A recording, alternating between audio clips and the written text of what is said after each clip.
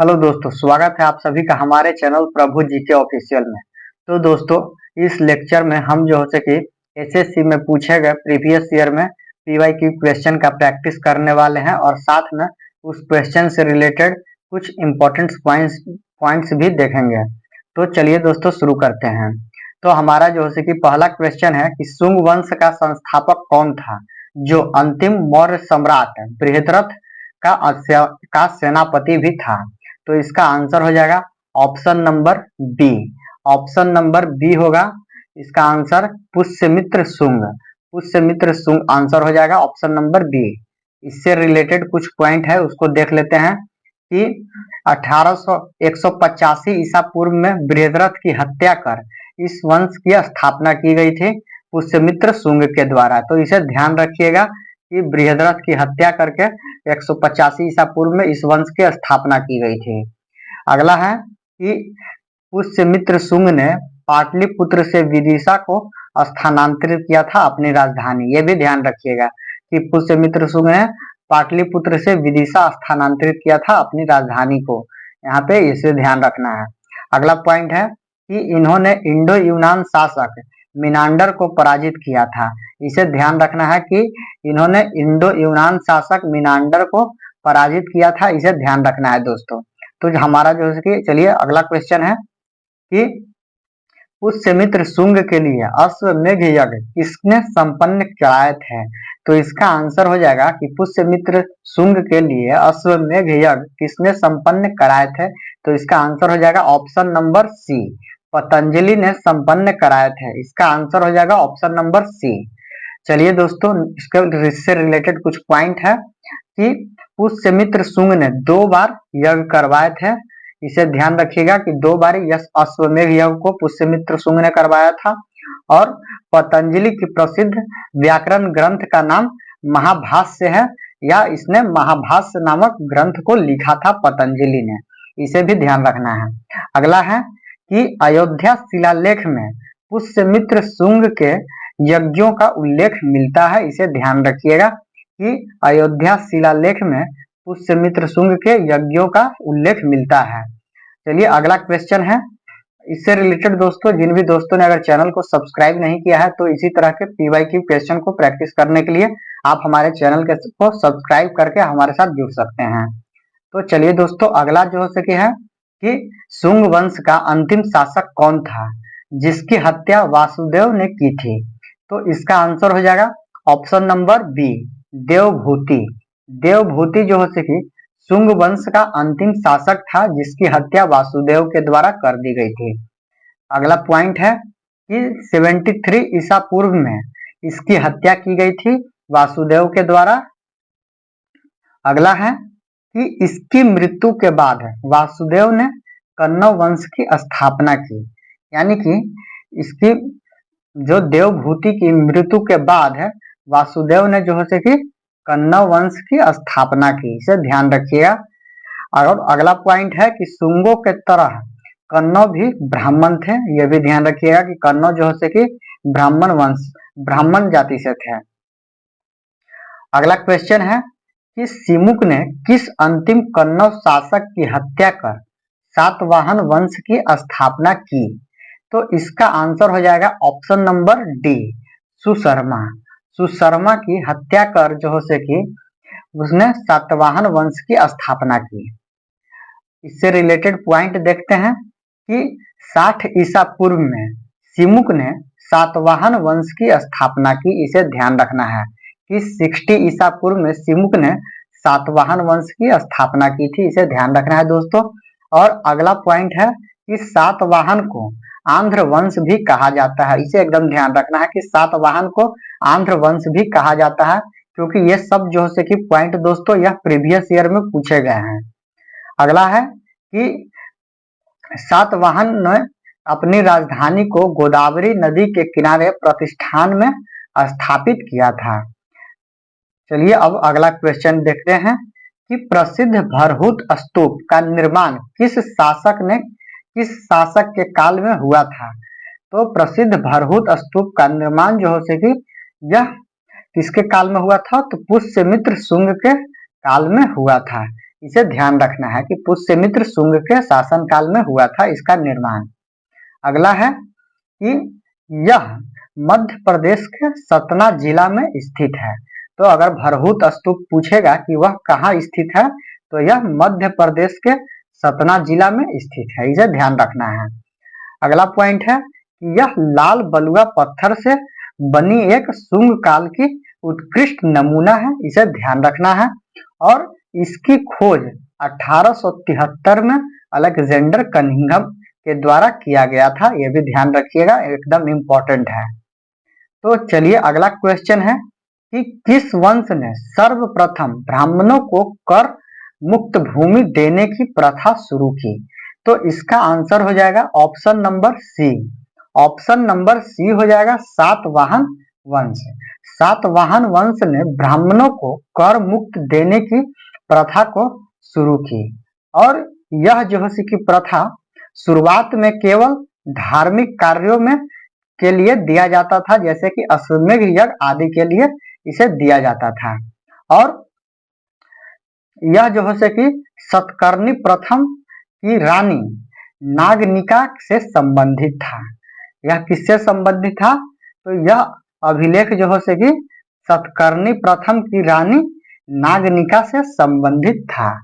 और अगला जो है कि भूमि दान का सबसे पहला लिखित प्रमाण नाना घाट अभिलेख में मिलता है। इस अभिलेख में मिलता है तो वह नाना घाट अभिलेख में मिलता है, इसे ध्यान रखिएगा।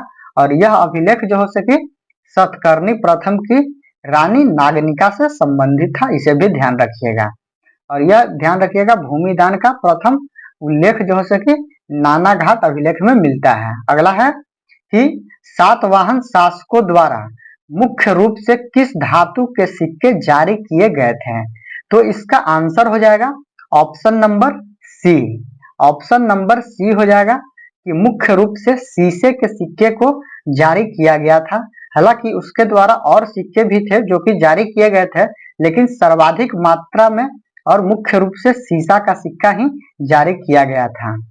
अगला क्वेश्चन है, अगला पॉइंट है इससे रिलेटेड कि सातवाहन ने सिक्के के अलावा प्रोटीन, तांबा और कांसे के सिक्के भी चालू करवाए थे या सिक्के चलाए थे। इससे रिलेटेड अगला पॉइंट है कि सिक्के को ढालने के लिए जो शीशा मुख्य रूप से आयात किया जाता था वह जो है कि रोम से आयात किया जाता था या मंगाया जाता था, इसे ध्यान रखना है। और अगला पॉइंट है कि चांदी के सिक्के को सातवाहन काल में कासार्पण कहा जाता था, इसे भी ध्यान रखना है, यह एकदम इम्पोर्टेंट है दोस्तों कि जैसे कासार्पण कहा जाता था सातवाहन काल में चांदी के सिक्के को। ठीक है, अगला क्वेश्चन पे चलते हैं कि कलिंग के राजा खारवेल का संबंध निम्नलिखित में से किस राजवंश से था? तो इसका आंसर हो जाएगा ऑप्शन नंबर डी, चेंदी राजवंश से था। और इस राजवंश को महामेघवाहन राजवंश भी कहा जाता था। तो इससे रिलेटेड कुछ पॉइंट देखते हैं कि इस वंश की स्थापना महामेघवाहन नामक व्यक्ति ने की थी, इसीलिए इसे महामेघवाहन वंश भी कहा जाता है। इसे महामेघवाहन नामक व्यक्ति ने इसकी स्थापना की थी, यह ध्यान रखना है। और अगला पॉइंट है कि मौर्य साम्राज्य के पतन के बाद लगभग प्रथम ईसा पूर्व में कलिंग फिर से स्वतंत्र हुआ था, यह ध्यान रखना है कि मौर्य साम्राज्य के पतन के बाद बात कर रहा है। प्रथम शताब्दी में कलिंग फिर से स्वतंत्र हुआ था और इस वंश का उदय हुआ, यानी कि चेंदी वंश का उदय हुआ था। और अगला पॉइंट है कि खारवेल ने इस वंश का तीसरा और सबसे महान राजा था, यानी कि खारवेल जो है कि चेंदी वंश का तीसरा और सबसे महान राजा खारवेल ही था, और जिसने कलिंग की खोई हुई प्रतिष्ठा को पुनः स्थापित किया, यानी कि कलिंग की खोई हुई प्रतिष्ठा को पुनः जो है कि खारवेल ने ही स्थापित किया था, यह ध्यान रखना है। तो अगला क्वेश्चन है दोस्तों कि खारवेल ने इतिहास को जानने का सबसे विश्वसनीय स्रोत कौन सा है? तो खारवेल के इतिहास को जानने का सबसे विश्वसनीय स्रोत की अगर बात करें तो वह जो है कि हो जाएगा ऑप्शन नंबर सी, हाथी गुफा अभिलेख जो है कि खारवेल के इतिहास को जानने का सबसे विश्वसनीय स्रोत है, ऑप्शन नंबर सी होगा। अगला है कि यह अभिलेख उड़ीसा के भुवनेश्वर के पास उदयगिरी पहाड़ी की एक गुफा में स्थित है। यह कहाँ स्थित है? तो यह उड़ीसा के भुवनेश्वर के पास उदयगिरी पहाड़ी की गुफा में स्थित है, इसे ध्यान रखना है। और यह अभिलेख बिना किसी तिथि का है। यह जो है कि हाथी गुफा अभिलेख बिना किसी तिथि का है, यह ध्यान रखना है। और इसमें खारवेल के 13 वर्षों के घटनाओं का क्रमबद्ध विवरण मिलता है, इसे ध्यान रखना है दोस्तों। यह पीवाईक्यू में जो है कि पूछा हुआ जितने भी पॉइंट है वह जो है कि पीवाईक्यू क्वेश्चन के रूप में प्रीवियस ईयर में पूछे गए हैं, तो इसे ध्यान रखना है। अगला पॉइंट है कि यह इतिहास का पहला ऐसा लिखित अभिलेख प्रमाण है जिसमें भारतवर्ष शब्द का उल्लेख मिलता है। तो हाथी गुफा अभिलेख में पहला ऐसा लिखित अभिलेख जो है जिसमें कि भारतवर्ष शब्द का प्रयोग किया गया है, इसे ध्यान रखना है दोस्तों। अगला क्वेश्चन है कि यह राजा खारवेल किस धर्म के महान रक्षक थे? तो इसका आंसर हो जाएगा कि राजा खारवेल जो है कि वह जैन धर्म के महान रक्षक थे, वह जैन धर्म के महान रक्षक थे, यह ध्यान में रखना है। इससे रिलेटेड कुछ पॉइंट करते हैं दोस्तों कि खारवेल ने मगध के राजा को हराकर वहां से जीन तीर्थंकर की वह मूर्ति को कलिंग वापस ले आए थे जिसे कि 300 साल पहले महापद्मानंद उठा ले गया था। यानी कि खारवेल जो है कि मगध के राजा को जो हराकर वहां से जो महापद्मानंद आज से करीब उस समय से 300 साल पहले वहां से जीन की एक मूर्ति को या तीर्थंकर की एक मूर्ति को वहां से लेकर चला गया था, उसे वह वापस लेकर आए थे, यह ध्यान रखना है। और अगला पॉइंट है कि खारवेल ने जैन भिक्षुओं के ठहरने के लिए उदयगिरी और खंडगिरी में 117 गुफाओं का निर्माण कराया था, इसे ध्यान रखना है दोस्तों। अगला पॉइंट है कि खारवेल को भिक्षुओं में खारवेल को अभिलेखों में भिक्षुराज और धर्मराज भी कहा गया है, इसे ध्यान रखना है कि भिक्षुराज और धर्मराज भी कहा गया है क्योंकि वह एक विजेता होने के साथ साथ अत्यंत धार्मिक भी था, इसे ध्यान रखिएगा। अगला है कि किस नदी को दक्षिण गंगा के नाम से जाना जाता है? तो इसका आंसर हो जाएगा कि गोदावरी नदी। गोदावरी नदी को दोस्तों दक्षिण गंगा के नाम से जाना जाता है, इसे ध्यान रखना है आप लोगों को कि गोदावरी नदी को दक्षिण गंगा के नाम से जाना जाता है। इससे रिलेटेड है कुछ पॉइंट की गोदावरी जो है कि इंडिया का सेकंड लॉन्गेस्ट रिवर है आफ्टर द गंगा, यानी कि गंगा के पास, यहाँ पे जो है कि लिखा हुआ है देख सकते हैं। और इसे जो है कि दक्षिणी गंगा या गंगा ऑफ साउथ इंडिया भी कह सकते हैं रिवर गोदावरी को, ठीक है। यहाँ पे देखिए ये लिखा हुआ है, आपको दिखाई दे रहा होगा दोस्तों। और गोदावरी जो है कि दक्षिणी गंगा फ्लो ओवर 7 स्टेट, यह जो है कि 7 राज्यों में जो है कि फ्लो करती है यानी कि बहती है। चलिए दोस्तों इससे रिलेटेड और कुछ और पॉइंट है वो देख लेते हैं कि यह प्रायद्वीपीय भारत की सबसे लंबी नदी है, इसे ध्यान रखिएगा कि प्रायद्वीपीय भारत की सबसे लंबी नदी है गोदावरी नदी।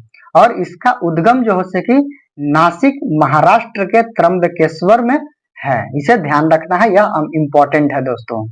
और अगला है कि इसकी सहायक नदियां पेनगंगा, इंद्रावती और मंजीरा है एकदम, इसे जो है कि बहुत इंपॉर्टेंट है दोस्तों, इसे और ध्यान रखिएगा, खास करके यह VVI है कि गोदावरी की सहायक नदियां पेनगंगा, इंद्रावती और मंजीरा है, इसे एकदम ध्यान रखना है, एग्जाम में कई बार यह पूछा गया है।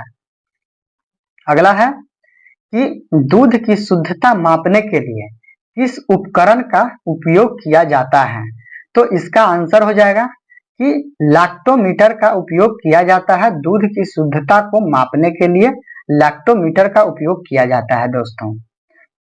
अगला क्वेश्चन है, अगला पॉइंट है दोस्तों कि यह आर्किमिडीज के सिद्धांत पर कार्य करता है। लैक्टोमीटर आर्किमिडीज के सिद्धांत पर कार्य करता है, इसे ध्यान रखना है। और यह दूध के सापेक्ष घनत्व को मापता है। लैक्टोमीटर दूध के सापेक्ष घनत्व को मापता है, इसे ध्यान रखना है दोस्तों। और अगला पॉइंट है कि दूध में लैक्टिक एसिड होता है, इसे भी ध्यान रखिएगा कि दूध में लैक्टिक एसिड होता है और इसमें मौजूद शर्करा को लैक्टोज कहते हैं। दूध में अगर मौजूद शर्करा पूछेगा तो वह हो जाएगा लैक्टोज, इसे ध्यान रखिएगा। अगला है कि ब्रह्म समाज के संस्थापक कौन थे। तो ब्रह्म समाज के संस्थापक राजा राम मोहन राय थे। ऑप्शन नंबर बी होगा कि राजा राम मोहन राय ब्रह्म समाज के संस्थापक थे। इससे रिलेटेड कुछ पॉइंट देखेंगे दोस्तों कि इन्हें आधुनिक भारत का जनक कहा जाता है, इसे ध्यान रखिएगा कि राजा राम मोहन राय को आधुनिक भारत का जनक कहा जाता है। और ब्रह्म समाज की स्थापना 1828 में कलकत्ता में हुई थी, इसे भी एकदम ध्यान रखना है। ये जितने भी इंपॉर्टेंट पॉइंट्स जो दिए हुए हैं वह प्रीवियस ईयर में दोस्तों पूछे गए हैं, मैं पहले भी कह चुका हूं, इसलिए एकदम ध्यान रखिएगा और ध्यान से इन बातों को सुनिएगा। अगला है दोस्तों कि 1829 में सती प्रथा के उन्मूलन में इनकी भूमिका जो हो सकी महत्वपूर्ण रही थी, यह भी ध्यान रखिएगा। अगला क्वेश्चन है कि राज्यसभा का पदेन सभापति कौन होता है। तो इसका आंसर हो जाएगा कि राज्यसभा का जो पदेन सभापति होते हैं वह उपराष्ट्रपति होते हैं। ऑप्शन नंबर हो जाएगा सी, ऑप्शन नंबर सी हो जाएगा उपराष्ट्रपति। अगला जैसे कि इससे रिलेटेड कुछ पॉइंट है दोस्तों, यह देखते हैं कि उपराष्ट्रपति संसद के किसी भी सदन का सदस्य नहीं होता है, इसे ध्यान रखना है कि उपराष्ट्रपति संसद के किसी भी सदन का सदस्य नहीं होता है। और उपराष्ट्रपति बनने की न्यूनतम आयु जो हो सके वह 35 वर्ष होती है और इसका कार्यकाल 5 वर्षों का होता है, यह भी ध्यान रखना है। अगला और जो कि लास्ट क्वेश्चन है दोस्तों कि विद्युत धारा का एसआई मात्रक क्या है। तो विद्युत धारा का एसआई मात्रक एम्पियर होता है। ऑप्शन नंबर सी हो जाएगा एम्पियर। और इससे रिलेटेड कुछ पॉइंट है दोस्तों कि विद्युत धारा को एमीटर से के नामक उपकरण से मापा जाता है, इसे ध्यान रखिएगा कि एमीटर नामक उपकरण से विद्युत धारा को मापा जाता है। और यह जो है कि एमीटर को हमेशा परिपथ में श्रेणी क्रम में जोड़ता है।